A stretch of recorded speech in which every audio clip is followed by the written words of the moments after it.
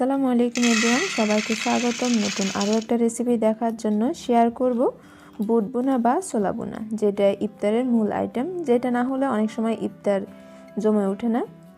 আর সেই রেসিপিটা আজ একেবারে সহজভাবে শেয়ার করব।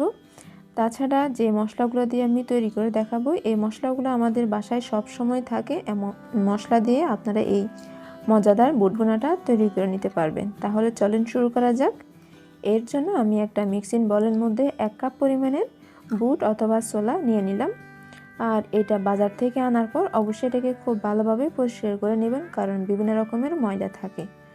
এখন এর মধ্যে পানি দিয়ে দিচ্ছি, এটা নর্মাল পানি, পরিমাণে বেশি দিয়ে পানিটা আমি ঢাকনা দিয়ে এটাকে ঢেকে রেখে দিব প্রায় 5 থেকে 6 ঘন্টা। আর যদি হাতে সময় কম থাকে তাহলে ফুটন্ত গরম পানির মধ্যে 1 ঘন্টা রেখে দিলেই হবে, তবে পানিটা কিন্তু একেবারে ফুটন্ত গরম হতে হবে। প্রায় 5 ঘন্টা পর ফিরে আসলাম, আর বুটগুলো কিন্তু ফুলে ডাবল হয়ে গেছে। এগুলোকে আমি বেশ কয়েকবার পানি পাল্টিয়ে ধুয়ে নিলাম, কারণ অনেক সময় বুটের মধ্যে বালু থাকে, তাই চেষ্টা করবেন খুব ভালোভাবে ধুয়ে নেওয়ার জন্য। আমি এর মধ্যে 3টা আলু দিয়ে দিলাম, আপনারা আপনাদের পছন্দ অনুযায়ী এর থেকে কম বাও বেশি নিতে পারবেন। আমি যে পাতিলে করে বুটগুলো সিদ্ধ করব ওখানের মধ্যে নিয়ে নিচ্ছি। আর বুটগুলোকে কিন্তু এভাবে সেকে তারপর নেবেন, এতে কিন্তু যদি বালি থাকে তাহলে কিন্তু তা নিচে পড়ে যাবে। আমি সবগুলো বুট নিয়ে নিলাম, আর এর মধ্যে 1 চা চামচ পরিমাণের লবণ দিয়ে দিলাম। সেই সাথে দিয়ে দিচ্ছি পানির পরিমাণটা বেশি করে দিতে হবে, কারণ এটাকে সিদ্ধ করতে হবে। এরপর অবশিষ্ট পানিগুলো ফেলে দেওয়া যাবে। ঢাকনা দিয়ে দিলাম, আর চুলার মধ্যে এটাকে বসিয়ে এখন এটাকে একেবারে সিদ্ধ করে নিব। চুলাটাকে আমি প্রথম পর্যায়ে একেবারে হাই করে দিলাম। যখন বুটের পানিটা ফুটে উঠবে তখন চুলাটাকে মিডিয়াম থেকে একটু কমে বা মিডিয়ামে রেখে এটাকে সম্পূর্ণভাবে সিদ্ধ করে নিলাম। প্রায় আধা ঘন্টা পর ফিরে আসলাম, আর ঢাকনাটা খুলে এটা চেক করে নিচ্ছি কী পরিমাণে সিদ্ধ হলো। আমি একটা কাঠি ঢুকিয়ে আলুটা চেক করে নিলাম। দেখেন আলুটা একেবারে পারফেক্টলি সিদ্ধ। আর একটা বুটও চেক করে নিচ্ছি। আলু কিন্তু খোসা ছাড়িয়ে দিবেন না, এতে কিন্তু কালচে হয়ে যাবে। বুটটাও একেবারে সিদ্ধ হয়ে গেছে। এখন এটাকে আমি নামিয়ে পানিটা ঝরিয়ে নিচ্ছি। পানিটা ঝরে নেওয়ার পর এটাকে আমি এক সাইড করে রেখে দিলাম, আর ঢাকনা দিয়ে দিচ্ছি। আর অন্যদিকে ছোলাটা ভাজি করার জন্য চুলায় একটা পাতিল বসিয়ে 1/4 কাপ পরিমাণে তেল দিয়ে দিলাম। এখন এর মধ্যে আমি 4টা শুকনো মরিচ ভেজে নিচ্ছি, হালকা করে একটু ভেজে নিলাম। ভেজে নেওয়ার পর সেম তেলের মধ্যে আমি বাকি রান্নাটাও করে নিব। 2টা তেজপাতা, 2 টুকরা দারচিনি আর 4টা এলাচ দিয়ে দিলাম। এগুলোকে 30 সেকেন্ডের মতন ভেজে নিতে হবে। এরপর এর মধ্যে 1/2 কাপ পরিমাণের পেঁয়াজ কুচি দিয়ে দিলাম।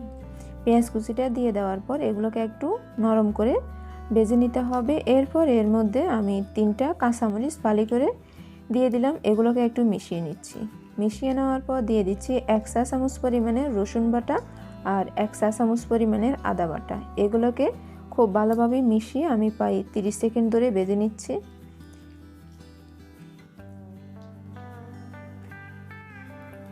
ভেজে নেওয়ার পর এর মধ্যে প্রায় 3 টেবিল চামচ পরিমাণের নর্মাল পানি দিয়ে দিলাম। দিয়ে আবারও খুব ভালোভাবে মিশিয়ে শুকনো উপকরণগুলো অ্যাড করে নিব।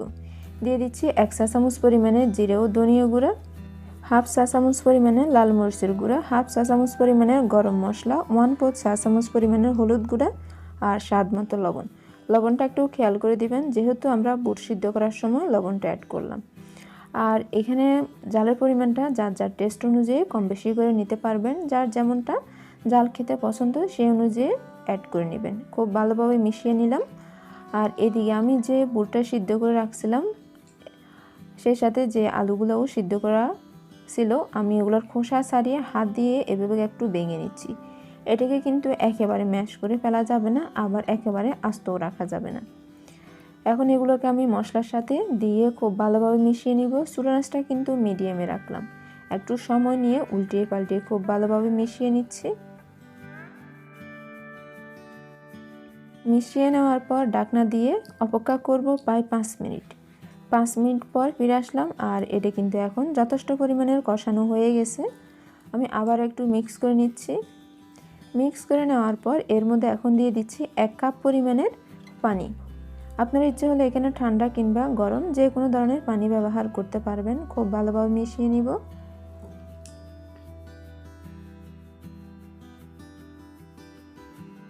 মিশিয়ে নেওয়া কমপ্লিট। এখন এর মধ্যে আমি টমেটো কুচি দিয়ে দিচ্ছি। পরিমাণটা কম বেশি করে নিতে পারবেন যার যেমনটা ইচ্ছে।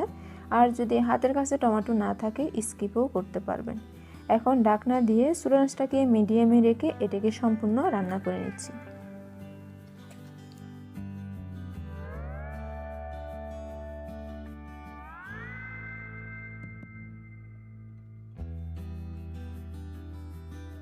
বেশ কিছুক্ষণ পর ফিরে আসলাম আর এটা কিন্তু এরই মাঝে রান্না কমপ্লিট।